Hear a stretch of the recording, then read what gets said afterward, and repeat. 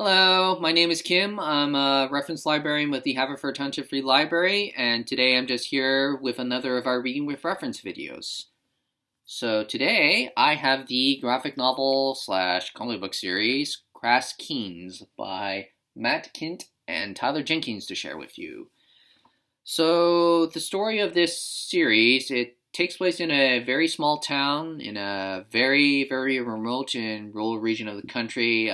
If you want to envision just in your head, if you may have come across it just like if you went on a trip somewhere, this small town, but where three brothers, after a dispute with the local authorities who refused to do absolutely anything after the disappearance of a loved one, split from the town and established their own town just across the border, the Grass Kingdom as it's called, a community of a self-sufficient trailer park. And the story, it just follows the conflict, or you could say even the Cold War between the two towns, which eventually erupts into all-out bloody conflict when a woman from the town that the brothers split from travels to their side asking for sanctuary, and the sheriff, who ruthlessly rules over the other town with an iron fist like a mob boss, he wants the woman back because he considers her his property. And yeah,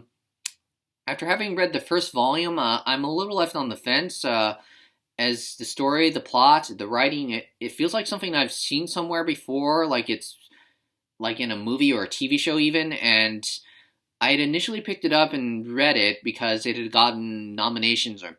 Eisner nominations, for Best Writer and Best New Series, and in regards to the writing, it didn't really grab me. I didn't keep reading it for that purpose, but the nomination for Best New Series, yeah, the artists, they spared no expenses in terms of just their telling of this story, just all this lush and vivid colors, the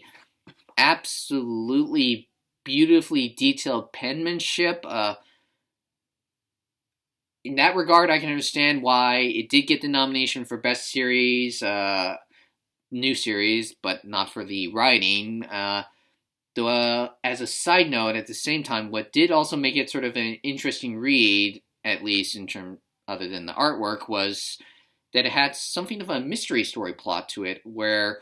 the disappearance of the loved one that caused the three brothers to split from the town in the beginning, it's proposed that maybe potentially she was murdered, because at the time of her disappearance, there were small murders happening in the countryside, and so it's left up in the air for readers to sort of decide